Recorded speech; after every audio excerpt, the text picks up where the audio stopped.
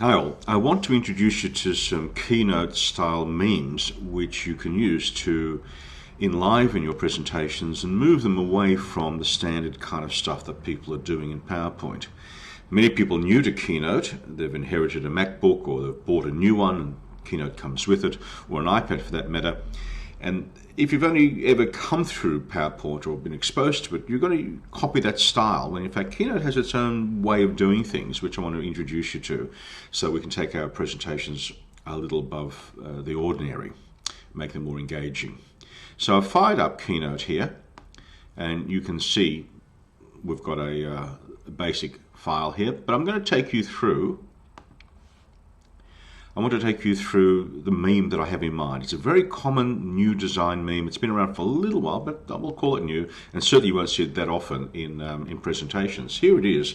This comes from the Australian investigative journalism television program called Four Corners.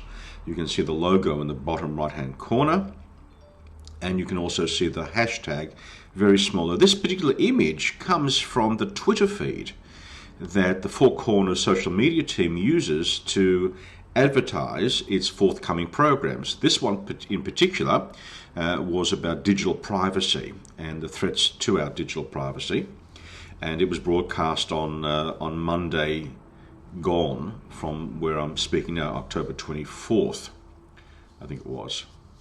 You have no job, you have no career, and you can see this element. Now there are four elements. We've got a very large picture which occupies the full screen, but the person saying it is over on the right hand side, as you can see, and his quote in big bold letters, sans serif as you'll notice, is on the left hand side. The author, we know who it is underneath but in a smaller font, and we also have a couple of quotation marks in a slightly different color. So there are four elements: the picture, the gray area in which the text, the quotation is embedded. Not just is it gray, but it's also fuzzing a little bit, the picture behind it. So there's an element there of blurring that's going on there.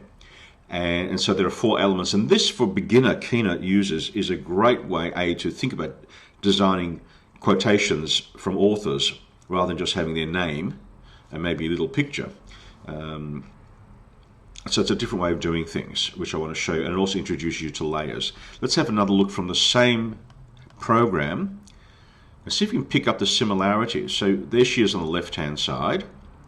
Her writing is her quote is on the right-hand side. Same kind of element, the same kind of thinking, big words.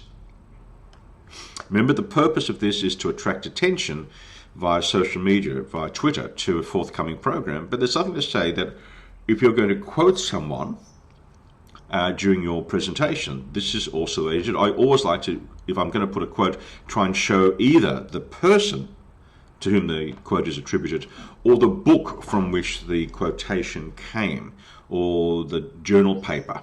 So you can see all the journal publications. So you can see what you're trying to do is link that idea to a person or a thing rather than just let it float out there.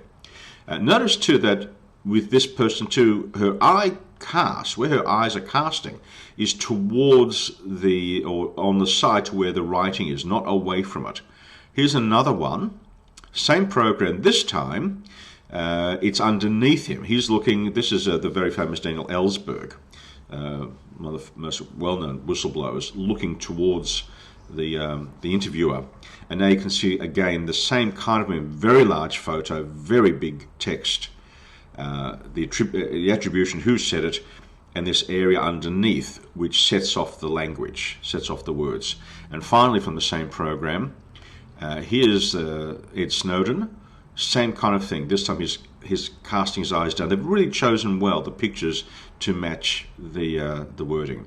Let's move away from Four Corners. We'll stay with the people who actually produce Four Corners, the Australian ABC television station. And this is Adam Boland, who was interviewed for a program. Adam Boland is a young man who was a wunderkid of commercial television, making our morning shows. And this is him talking about mental disorders. And again, you can see the same kind of meme. And now here's Pew. Very bold picture. You can see, so this is very commonplace. And I want to show you how to do this. You can see the numbers there, very bold numbers, because that's really the most important thing. And probably if I was doing this presentation, I would actually read this, because it's not my writing, I'm quoting somebody else. And reading is not such a bad thing done sparingly, because it may be that there are people at the back of the room who can't see the writing, or maybe it's being recorded and not everyone can sit at their computers and watch the screen. They may be doing other things, drawing back to the screen every so often. So there's a usefulness of reading from time to time. The standard PowerPoint way of doing this would have been something like this. A very nice picture of Hillary with a certain look about her, but kind of wasted. On the right hand side is the bulleted quotations, which I found from a website devoted to Hillary. We're going to use this a bit later on. So I think you can get kind of an idea of, we want to move away from this. This is not particularly engaging, and you're not going to read 3 bullet points either. Not easy to see. So let's get out of this, and we're going to try and reproduce something on these style of things. As it turns out, let's go into Keynote and get started. Here's the typical themes that Keynote gives you to begin with, and you'll be familiar with many of these. There's some new ones that just came out with Keynote 6.6, released in mid-October. Have a look at this one, my presentation, and you get either standard, which we'll use now, or wide. If I click on wide, you can see how the dimensionality has changed. We'll just go back to standard for the time being. And we'll just choose that to begin with. And when you open it up, this is the meme that you see that Apple gives you.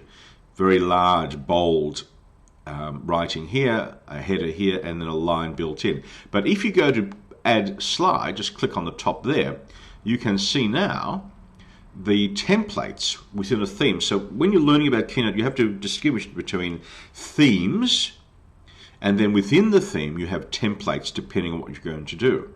So you can have just a plain white or a black template. You can have lots of writing with a header. The one I'm interested in is this one, which comes built in to this particular theme of Apple's. And you can see it's that kind of meme that we've been talking about. An image here, very large quote that you'll put in there, and then the author. And Apple, in fact, chooses for you matching fonts. You don't have to stay with them. So this particular case, the font that comes with this particular theme is called DIN Condensed. This is 94 point, and then this one here is also DIN Condensed at 60 point and in black. Now, this is the picture, and it's simply a placeholder.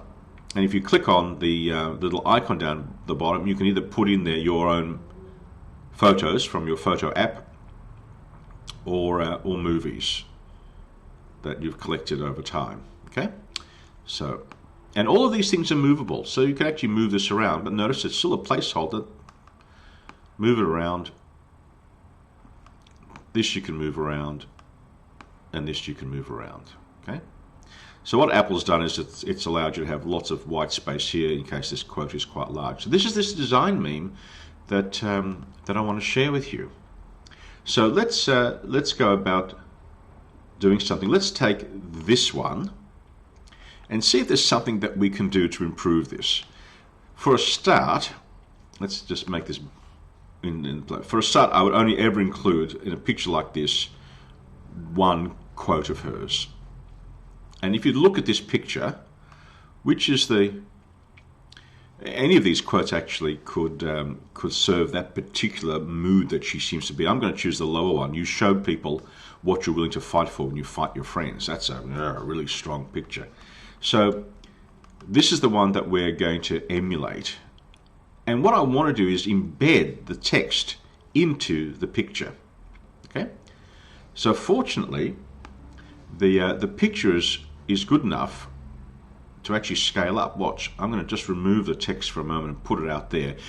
In Keynote 6, Apple moved the slide in preparation from being up in the corner, so you can actually put things and use this basically as spare space to just leave quotes up here.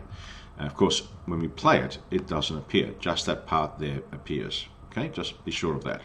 But this is this particular image, in fact, is a very high resolution one that I found. And notice what happens when I scale it. It's going to occupy very nicely the entire slide. So when I go to full screen, you'll see it's still very high quality. So what we can do is we can make a choice of putting the quotation that we want to use. I'll just copy this into here just by hitting the paste. Yep, and so there it is there. It's maintained its bullet point, which we're going to get rid of, and you do it down here. No bullets, and the bullets go. And now we've got this writing here. Now you could, if you wanted to, simply make the writing in white and then make it bigger.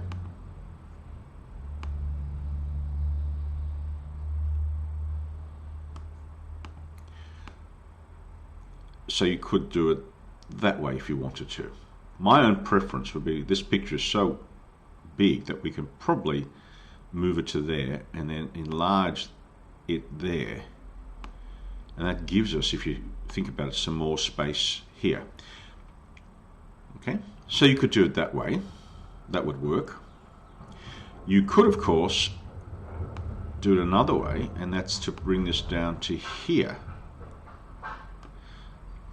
Okay, and that would also work too. Now we need to add in a couple of things. We need to add in the quotation Hillary Clinton, so that just in case people don't know who it is. All right, so we'll just leave this sitting out here for the time being, and let's create this sort of block that we could put it in, and we'll do it two ways, one here and one here.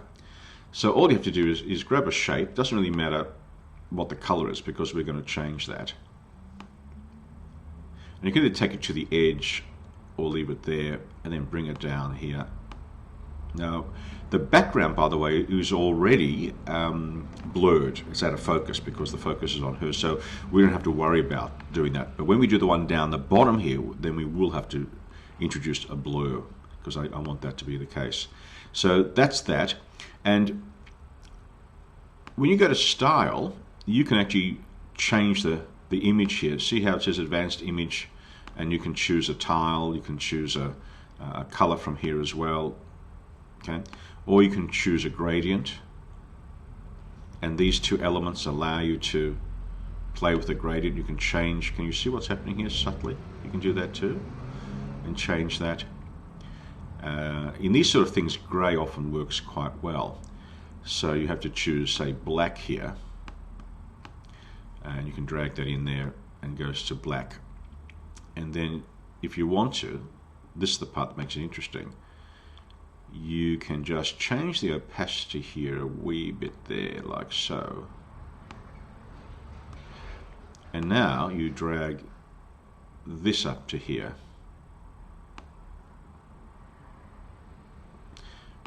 And we're probably going to have to maybe change the font a little bit. There we go.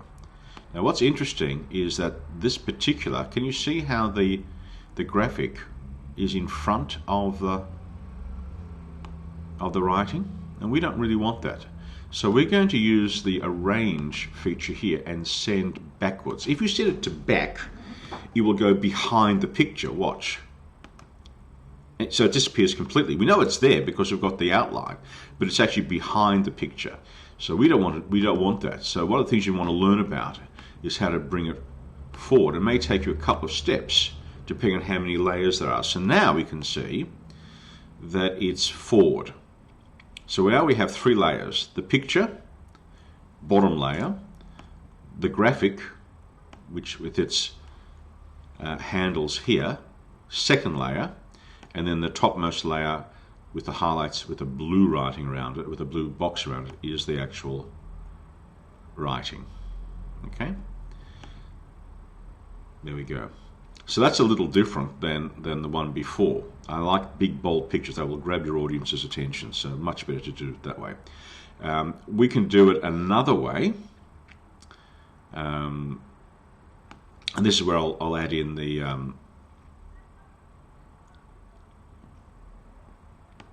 I'll add in a few other things. So now we've grayed that out a little bit, and now we can take the writing and then we can just sort of stretch it out here. And what you don't want to do, you never want the writing, if I can suggest this, let me just pull this up, to go where her mouth is. See how that's a terrible look. So let her mouth be very bold, because that's where our expectations are. These words are coming out of her mouth. So what you want to do is bring this down to here. There we go. It doesn't really matter if things are over the edges at all. Let's hit the play and you'll see what this slide now looks like. So that's quite effective. In fact, it could probably be a little bit lower down. There will be a time when you'll choose a picture where there's plenty of room in what we call the lower third, where it's effective. Some people would say this is not as effective as the other one, where we leave it up on the right-hand side. Okay, just so you can see that again.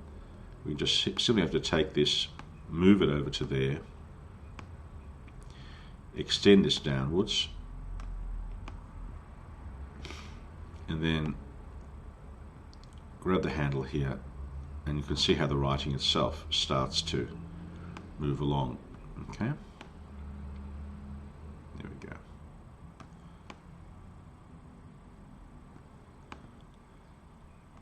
Yeah. So let's have a look at these other ones. You can see here, very similar. Indeed, what we can do, of course, is extend this right up here, move that out the way, and go right up here and down, move it away a little bit. And what we can do, of course, is narrow this.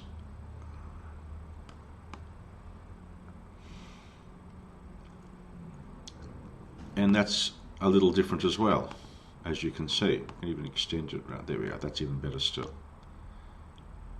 And just have it sitting there. Let's have a look at full screen.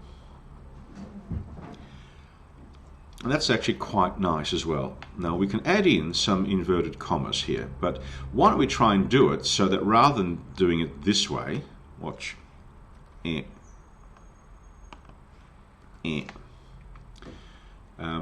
could, if you wanted to, enlarge these, but you're going to see that it produces a rather nasty kind of effect. So we could enlarge them. It's 57 point, this was 92 point. So you can either hit the up arrows here, or you simply type in 92. And then what we can do, of course, is change color. And maybe take them to grey, and the same thing here, take to grey. Now if you want to match that grey, by the way, what you can do, up here under format, copy style, and what that would do would not just change the color, but would also change the font size, paste style. There we go. So now you've got that.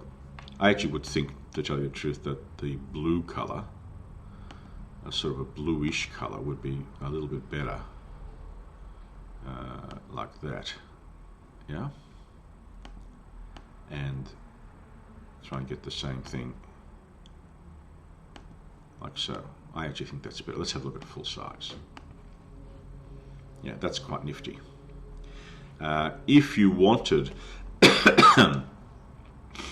to have these sitting behind this, there's an example here. Can you see here? Let's go and have a look at the added bold one. Can you see here that the inverted commas, where it says there is a sigma, is actually sitting behind the there? So it's clearly not part of that main quotation. Let's get out of this. So the way to do that isn't so hard. You are going to do a delete, and then what you want to do is do a paste. So now it's its own thing. And the same thing with this, we're going to do a command, in my case I'm going to do a command X and delete it, but of course command X also is a copy. And then we're going to do a, you don't want to be inside the box, by the way, you want to be outside the box. So just have nothing highlighted and then hit that, and now it's outside the box. And now let's go in a little bit bigger so you can see what's going on here. There we go. So now you can see these. If I move it to here, it's in front of the probably, and I actually want it slightly behind. And so the best way to do that, once more, is under arrange, send backwards, just one layer backwards. And now you can see how it's just back there. So you've got to try and grab it here. Not always easy to grab because of the way Apple's doesn't let you kind of get in there. So it's a bit of a problem the way Apple's done this. You can't kind of grab a layer. So you've got to bring this up here and move this around, get it back to where it was, and then just maybe do this so it sits behind. And the same kind of thing here. You move it to where you think you want it to be, and then tell it arrange, send backwards. And now let's have another look. And now we've achieved that aim. So this is all about achieving the use of layers, and I think you'll find that it's actually very, very nifty. Now, a couple of other little things to show you. Let's go back to our 100% here, and maybe a little bit smaller, in fact. There we go. And what we want, in fact, to change it, let's just say, for whatever reason, we want to do a lower third, and this is going to also accompany the lower third as well. Okay, so we're going to take this and move it into here. Yep. Probably means this has to come up a wee bit more. And then, of course, you've got your elements one more time, and an element here one more time. Yeah. Of course, you could type in here, you know, Hillary Clinton if you wanted to. But what's interesting is that while this is dark here in the sense of out of focus, this area here is in focus. Maybe I want to make this area below out of focus. So in Photoshop, that's not hard to do, but in Keynote, you have a little bit of work to do, and that is how to just make this section where this is out of focus. This particular area here doesn't have, as far as I know, a way to do that. Let's see if we go into format and then into image. Nothing much there to play with. Not much there. So how are we going to do this? We want to be able to change this particular shape. Okay, so there has to be a way to change this kind of shape so that it gets fuzzy. Now there are some techniques within Keynote to be able to do this. If you go to image adjust, this particular panel comes up. But unfortunately it's already set at 0 for sharpness. So all it can do is go to, in this section, in fact, you can't even do much with the shapes. Can you see? It won't let you do it. Pictures, on the other hand, will let you go sharper. Can you see how it's changing her? Much sharper. But these sort of boxes that I'm talking about here, you can't even move them. There's nothing here.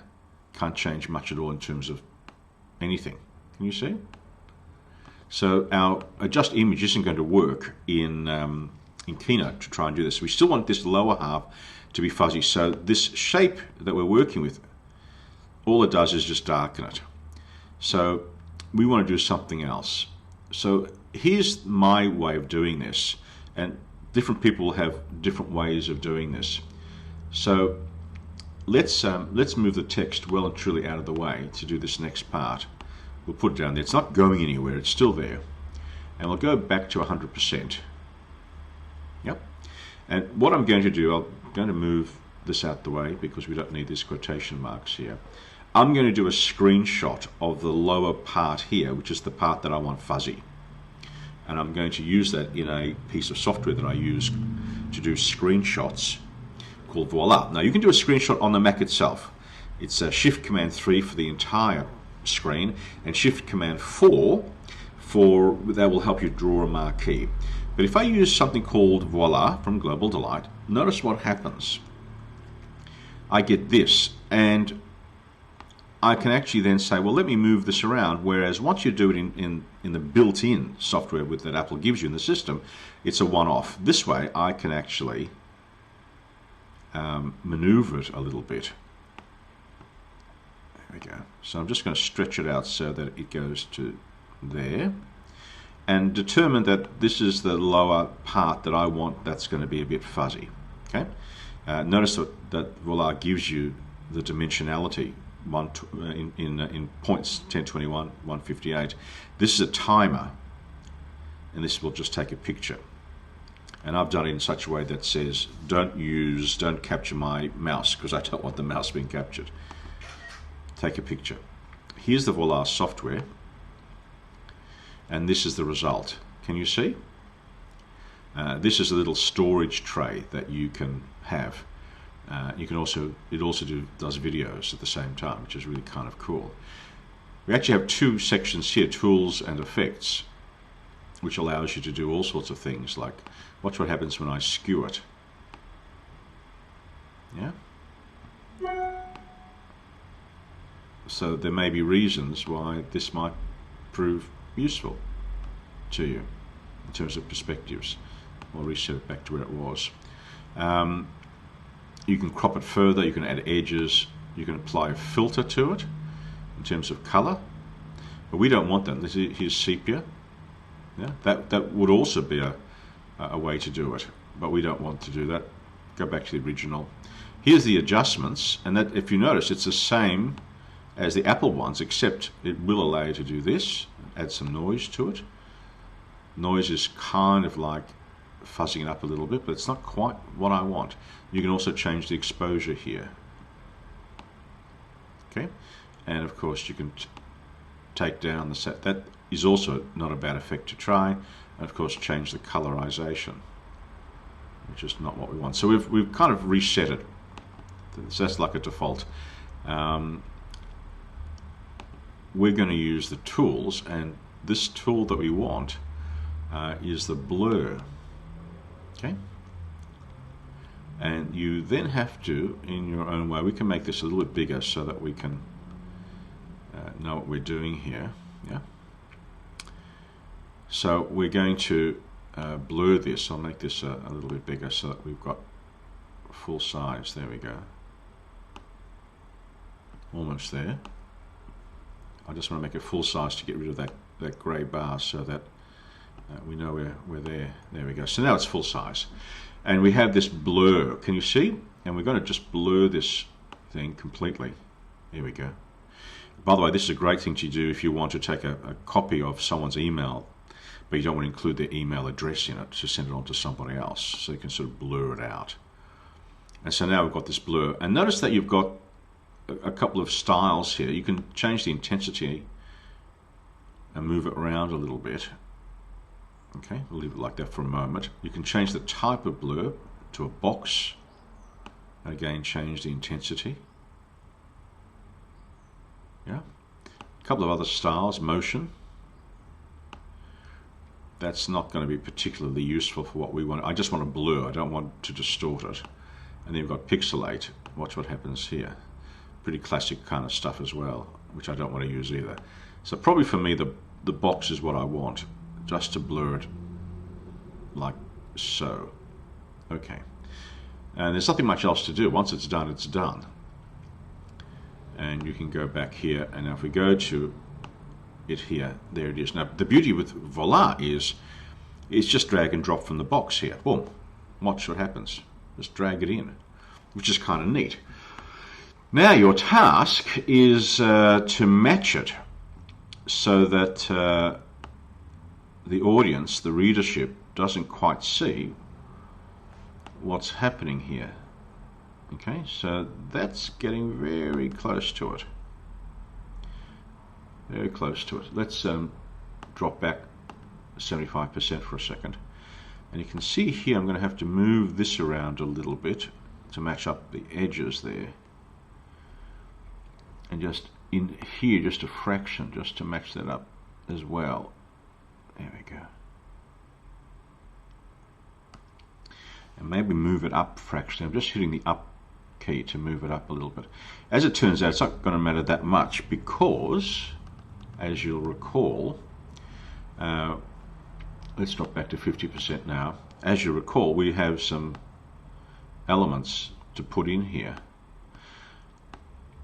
over the top. So we want that other element that we had before to go in there, which is the box. So we'll just take, classic box, put it in to match it. I don't know what I did the original, it's around somewhere. We'll make it go back into black, and now bring the opacity down a little bit. And so now we've got our effect. Okay. So we've got that grey area there. We have the grey area here, and we have the fuzzy area underneath.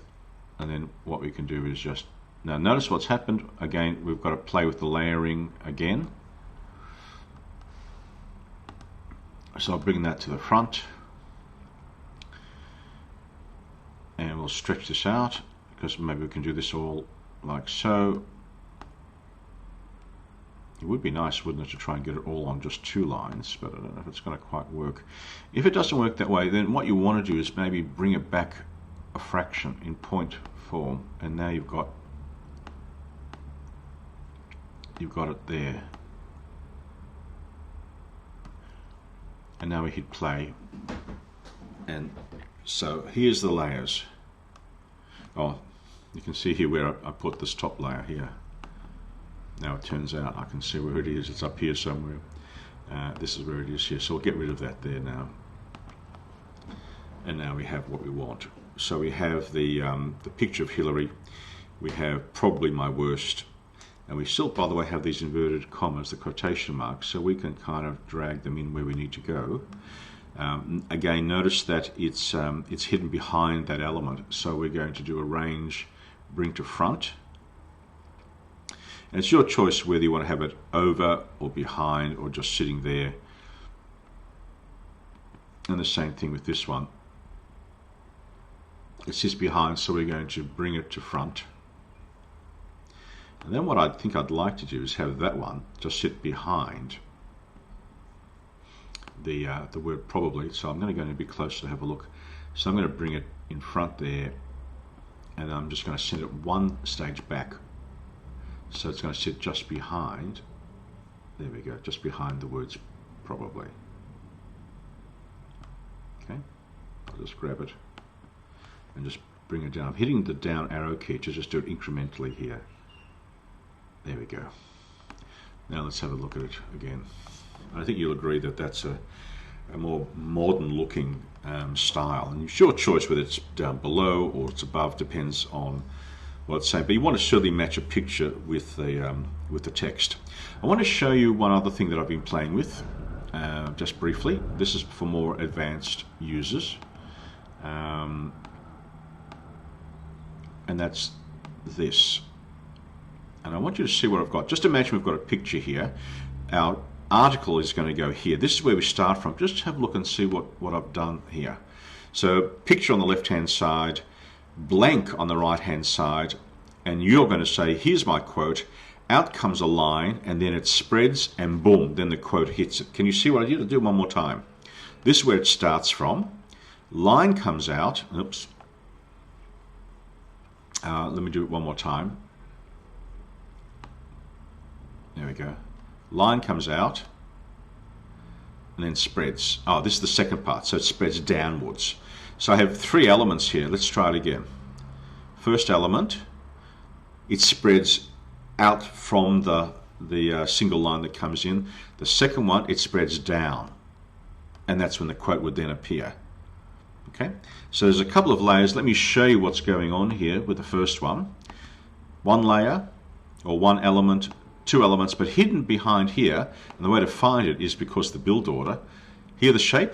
So this is where that line comes out, and then you have a wipe above it, and then a wipe below it simultaneously. You can see here with build 2.